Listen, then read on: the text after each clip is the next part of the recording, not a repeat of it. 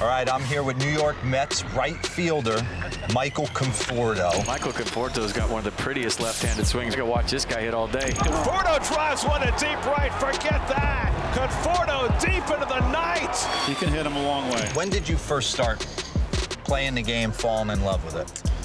My earliest memories of baseball are, probably just my dad taking me out in the backyard, throwing me pop flies, teaching me how to play catch. I mean, I couldn't have been more than 4 years old at that point. Yeah. Starting t-ball and after that coach pitch, obviously, but, just getting out in the backyard, playing wiffle ball with my dad. That's what I love to do. I mean, I'd be pulling him off the couch, waking him up from his naps and saying, hey, let's go play baseball outside. And so I owe it to him for waking up, getting off the couch and getting me out there and teaching me how to play. So that's where it all started. You ever have a chance to kind of sit back and say, I played in the Little League World Series, College World Series for Oregon State, and in 2015, I saw you go second deck, if I'm not mistaken, for the Mets. Conforto hits one into right.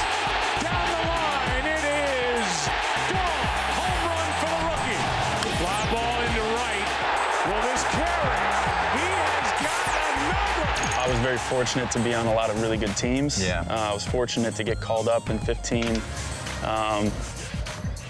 Had a manager that had faith in me to go out there and do my thing in the World Series. And, I think about it, and I've got all the memorabilia and all that stuff. Someday it'll be cool to have it, plaqued up and everything. But I haven't won one yet. Yeah. So that's one thing that sticks out to me, and we got to get back there and we got to win one. Word on the street is you were roommates with Noah Syndergaard. Actually, yeah, in the big leagues. Really? 2016, we lived like together. Yeah. Does opposites attract, or? I'm kind of all business. Yeah. When I'm out there, I don't like to get too distracted, but me and Noah were just a couple young guys on a really veteran-heavy team. So we wanted to, get a place together. We got a nice spot in the Upper East Side, and we had a lot of fun. Take me back growing up as a kid. Obviously, am I a Lion Mariners fan? I didn't look that up. I was, yeah. I was. Who was your guy, Griffey? Yeah, Griffey was. I mean, he was gone, before I got too old. He was traded to the Reds, but I followed him, and I was a huge Edgar fan. I even being a left-handed hitter, just the way that he never looked Off balance, rushed, never looked off balance. I couldn't believe how he could just pull his hands in and just, the ball would go in the second deck.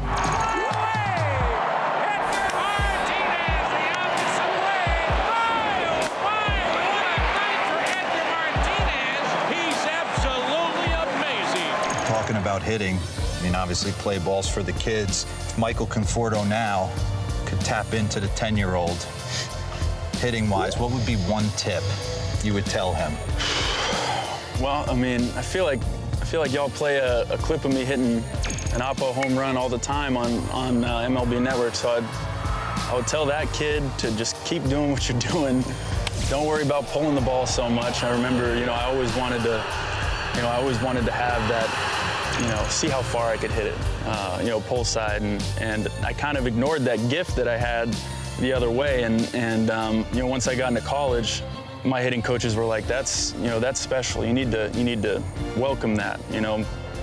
Over there, anyone can pull it over there, but that oppo power, that oppo swing is special. So it's something I have to continue to, I wish I could tell 24-year-old Michael that, I was, tell myself that yesterday. Yeah. But you constantly have to remind yourself to stay within yourself and use the tools that you have. Michael Conforto with a 3-run homer. That is way out of here. Michael Conforto clubs one. This guy is quietly becoming one of the better hitters in baseball. Coming over to Brooklyn, New York, some of the best Italian food in the world, right up your alley.